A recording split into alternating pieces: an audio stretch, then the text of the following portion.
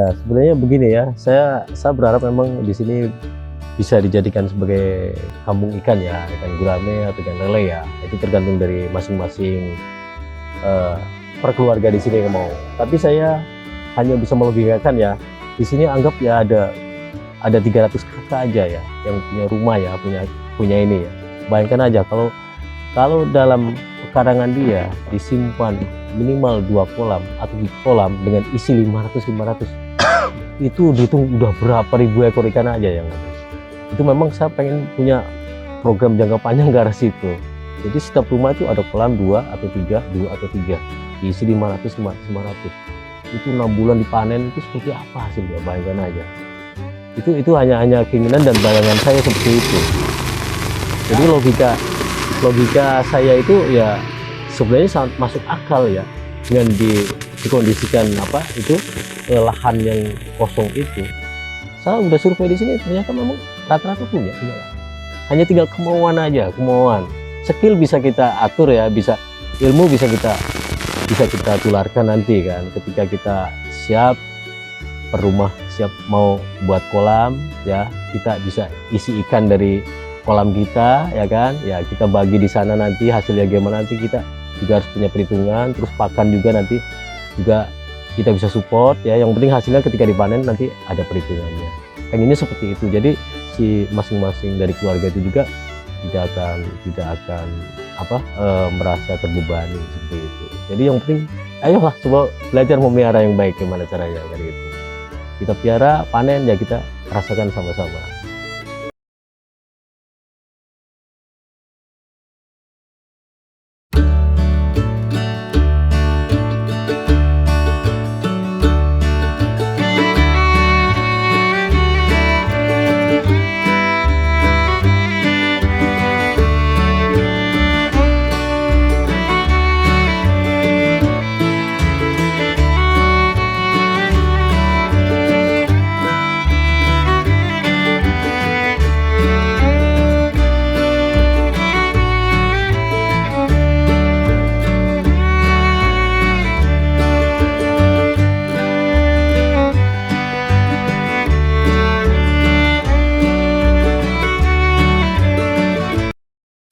Assalamualaikum warahmatullahi wabarakatuh. Selamat sore rekan-rekan dimanapun berada. Pada kesempatan sore yang berbahagia, pada kali ini saya ditemani oleh Mas Holil dan Mas Dani. Beliau adalah warga di Dusun Kota Harja, Desa Sukamukti, Kecamatan Pamarican, Kabupaten Ciamis, Jawa Barat. Pada kesempatan sore hari ini saya akan berbincang mengenai budidaya ikan mujair yang Mas Holil sama Mas Dani dilaksanakan pada saat ini. Mas, bisa dijelaskan sejak kapan budidaya ikan mujair ini Mas Dani lakukan, Mas? Ya itu kurang lebih sekitar 8 bulanan, 8 bulan 9 bulan. 8 bulan 9 bulan. Iya. Mas Dani saat ini memiliki berapa kolam ikan mujair? Ya untuk kolamnya semuanya ini totalnya ada sekitar 16 ya, dari yang besar sama yang kecil ya, 16 kolam. Tapi ada sampingan juga, di rumah juga ada juga sebenarnya sih, untuk mengcover di sini juga ada. Jenis ikan mujair yang saat ini dibudidaya itu jenis ikan mujair apa sih, Mas? Itu ras dari Nirwana punya. Nirwana ya. Nirwana ya. Iya, Nirwana. Nah, untuk ikan mujair sendiri yang saat ini dibudidaya itu ukuran berapa? Ya, pertama kita ngambil indukannya ya, indukannya beranak banyak gitu. Hanya ya ada kita jual yang ukuran koral, ada ukuran sangkal juga kita jual itu per kilonya atau per ekornya, bisa juga kita jual seperti itu.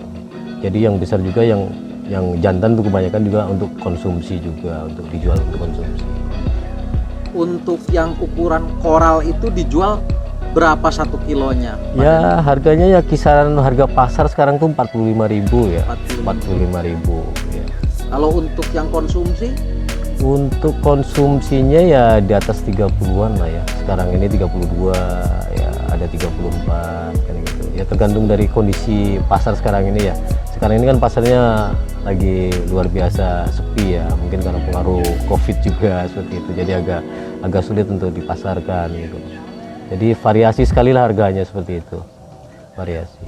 Nah, saat membudidaya ikan mujair jenis nirwana ini, apa yang menjadi kendala Mas Dani saat ini, Mas? Wah, itu banyak sekali ya namanya kendala. Ternyata membijakkan ikan itu tidak semudah yang kita bayangkan. Awalnya kita melihat sepertinya enak orang berbuat memelihara ikan ini. Ternyata setelah berproses itu ternyata luar biasa itu. Apa yang dihadapin kita di lapangan itu sangat luar biasa. Ya terutama penyakit ya. Untuk sekarang ini ya selama 9 bulan ini kita dihadang dengan penyakit ya, termasuk air monas, ya white spot, untuk lelenya juga kena juga seperti itu. Banyak sekali lah itu penyakitnya. Itu juga pengaruhnya dari kondisi cuaca juga yang kadang-kadang berubah-ubah gitu. Itu yang sangat rentan sekali untuk ikan-ikan tersebut itu. Makanya kejadian-kejadian itu bisa fatal itu, bisa sampai total 90% mati juga itu bisa itu. Kalau memang kondisinya cuacanya lagi kurang mendukung sekali itu. Rupanya itu pancaroba itulah yang berbahaya sekali. Untuk saat ini Mas Dani memiliki berapa ribu ekor ikan mujair, Mas, saat ini? Kalau ya ini kan sisa-sisa hasil penjualan kemarin ya, ini tinggal sisa-sisa ada indukan ya. Indukannya ada sekitar 400-an lah itu. Anakannya mungkin 1000-an itu lebih lah, masih ribuan lah itu anakannya. Nah, untuk penggunaan pakan sendiri Mas Dani selama ini dalam 1 bulan menghabiskan berapa kuintal pakan? Saya takarannya begini, jadi setiap 1 kilo saya selalu memberikan, ada perhitungan dari ininya ya. Umpamanya kita punya ikan 3 kilo ya, kita estimasi mau berapa persen ikan itu. Umpamanya mau 3% ya dikasih berarti 9 on. Ikan 3 kilo dikasih makan 9 gram gitu kan. Itu ada hitungannya memang situ. Jadi kalau ikannya umpamanya 20 kilo ya, kita mau ngambil estimasi 3% ya 2 kali 3 6, berarti 6 on kan, seperti itu setiap ngasih makan. Jadi ada estimasinya seperti itu. Untuk pemberian makan sendiri dilakukan dalam sehari berapa kali? Itu untuk yang kecil ya, yang baru pemijahan itu biasanya 3 kali. Pagi jam 9 ya, terus malamnya jam 7 ya, terus paginya lagi jam 12. Tapi kadang-kadang juga bisa jadi jam 9 pagi, jam 2, jam 9 bisa, 9:29 bisa juga seperti itu. Sudah dijadwal ya, Pak? Iya, tergantung ini ikannya lah pokoknya. Tapi untuk yang besar itu biasanya selalu kasih pakan itu 2 kali aja, pagi dan malam hari. Yang untuk konsumsian ya, untuk konsumsian. Oh iya Pak, dalam kegiatan budidaya ikan jair nila ini dilakukan oleh perorangan atau kelompok bersama Mas Holil atau seperti apa ini? Ya, kami di sini ya berdua ya, bermitra ya, sama-sama kerja ya di sini ya, sama-sama kerja ya. Ya intinya kita ingin belajar mendalami tentang seluruh ikan ya, tentang ilmu perikanan ini sendiri. Ya, yang keduanya juga tetap kita akan mengembangkan lebih besar lagi. Ketika kita udah punya ilmu pengetahuan bagus, udah cukup, udah aman, berarti kita bisa move on ke depannya gimana. Kita sama-sama bekerja. Selama membudidaya ikan mujair ini sudah ada pelatihan belum Pak yang diberikan dari dinas terkait gitu Pak? Oh, belum ada, untuk sekarang ini belum ada. Kita masih belajar dengan teman-teman yang ada di sini yang udah mengerti, baru itu aja. Kalau untuk dari instansi belum pernah ada. Jadi masih sebatas sharing antar kelompok atau pembudidaya ikan di daerah desa sini? Iya, pada intinya saya hanya memanfaatkan lahan-lahan yang kosong ya. Di sini kan luar biasa banyak ya lahan-lahan. Sebenarnya ada peluang besar di sini ya, bahwa orang-orang sini punya lahan yang besar ya. Hanya sayang tidak dimanfaatkan, hanya itu saja. Padahal dengan modal kecil aja ya, itu masih bisa dijalankan seperti itu. Itu sayang sekali sebenarnya. Karena di sini saya lihat juga orang-orang di sini orang-orang kaya ya, semuanya rata-rata punya kolam. Hanya kolamnya tidak terurus. Itu sayangnya seperti itu. Jadi saya melihat menatap di sini sepertinya banyak sekali peluang untuk orang-orang di sini sendiri. Ternyata lahan itu banyak kosong. Kenapa tidak dibudidayakan? Kenapa tidak dimanfaatkan?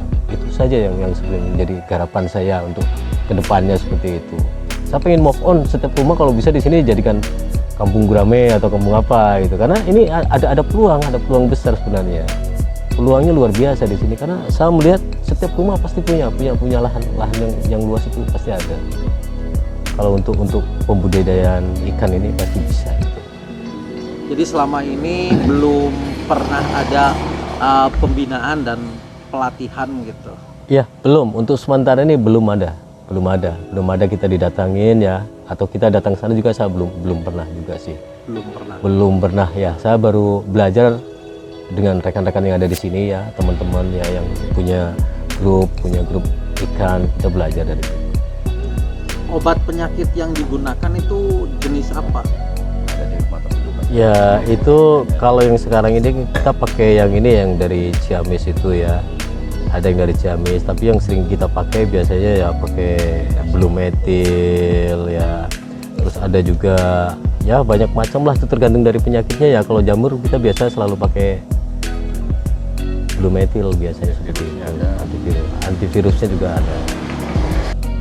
Oh iya Kang Dani, ini kan saya tadi lihat ada alat penggelembung air. Oh ya, aerator. Ini untuk apa sih manfaat dan fungsinya? Bisa diceritakan? Iya, kalau aerator itu fungsinya sebenarnya untuk mengurai oksigen di dalam air ya, supaya air itu oksigennya mencukupi, pH-nya mencukupi. Itu fungsi dari aerator sendiri. Selain itu juga aerator juga sangat berfungsi terhadap pertumbuhan ikan itu sendiri. Jadi semakin aerator semakin bagus, itu ikan juga akan semakin cepat besar itu. Ya ini udah saya uji coba yang pakai aerator dengan yang tidak pakai aerator. Ternyata yang pakai aerator ikannya lebih sehat, ya kan? Terus pertumbuhannya lebih besar, lebih cepat besar itu intinya aerator itu. Makanya sangat penting, terutama kalau untuk mujair ini sangat penting karena kondisi oksigen di sini, pH juga kan selalu berubah terus ini. Jadi dengan bantuan aerator itu, ya kan, insya Allah akan aman, akan aman. Jadi berpengaruh juga terhadap ikan mujair yang akan budidaya saat ini. Itu pasti 100% itu sangat berpengaruh sekali. Itu saya udah mencobanya itu. Antara yang dikasih aerator dengan yang tidak, itu akan terlihat jelas itu. Jelas sekali itu ikannya juga sehat kan seperti itu. Itu tidak akan bisa dilarikan lah, tidak akan bisa dipungkiri lagi yang seperti itu. Oh iya Kang, terakhir kan di sini kan banyak anak muda nih. Tadi kan Akang pingin mengembangkan kampung ini menjadi kampung ikan. Bisa nggak memberikan kiat-kiat atau mengajak gitu kepada para pemuda yang ada di wilayah desa sini supaya mereka ayo bareng-bareng gitu dengan Mas Sohir sama ini Mas Adi itu bareng-bareng gitu. Itu Mas Holil gitu bareng-bareng membudidaya ikan di sini gitu. Silakan Kang kiat-kiatnya. Ya sebenarnya begini ya, saya berharap memang di sini bisa dijadikan sebagai kampung ikan ya, ikan gurame atau ikan lele ya. Itu tergantung dari masing-masing per keluarga di sini yang mau. Tapi saya hanya bisa melogikakan ya, di sini anggap ya ada 300 kakak aja ya yang punya rumah ya, punya ini ya. Bayangkan aja kalau dalam pekarangan dia disimpan minimal 2 kolam atau 3 kolam dengan isi 500 itu dihitung udah berapa ribu ekor ikan aja yang ada. Itu memang saya pengen punya program jangka panjang ke arah situ. Jadi setiap rumah itu ada kolam 2 atau 3 diisi 500 itu 6 bulan dipanen. Itu seperti apa hasilnya, bayangkan aja. Itu hanya keinginan dan bayangan saya seperti itu. Jadi logika saya itu ya sebenarnya sangat masuk akal ya, dengan dikondisikan lahan yang kosong itu. Saya udah survei di sini, ternyata memang rata-rata punya lahan. Hanya tinggal kemauan aja, skill bisa kita atur ya, ilmu bisa kita tularkan nanti kan, ketika kita siap per rumah, siap mau buat kolam ya, kita bisa isi ikan dari kolam kita, ya kan, ya kita bagi di sana, nanti hasilnya gimana nanti kita juga harus punya perhitungan. Terus pakan juga nanti juga kita bisa support, ya. Yang penting hasilnya ketika dipanen nanti ada perhitungannya. Pengennya seperti itu. Jadi si masing-masing dari keluarga itu juga tidak akan merasa terbebani seperti itu. Jadi yang penting ayolah coba belajar memelihara yang baik, gimana caranya kan gitu. Kita piara, panen, ya kita rasakan sama-sama. Seperti itu pengen saya.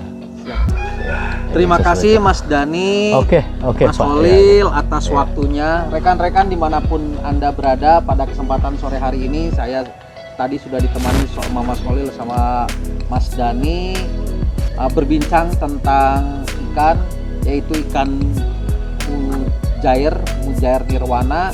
Ini prospeknya sangat bagus sekali, dan Kang Dani dan Mas Holil juga mengajak kepada para pemuda yang ada di wilayah Desa Sukamukti ini untuk ayo bersama-sama mengembangkan pembudidayaan ikan jair nirwana ini untuk dibudidaya di masing-masing rumah dengan target satu rumah 2 kolam.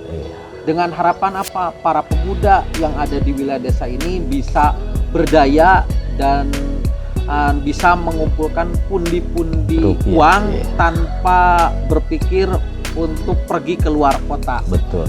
Itu harapan beliau, Kang Dani dan Kang Holil. Ya, terima kasih. Amin. Sampai jumpa di lain waktu. Jangan lupa tonton channel Warta Sekitar, subscribe and comment. Terima kasih. Wassalamualaikum warahmatullahi wabarakatuh. Waalaikumsalam warahmatullahi wabarakatuh.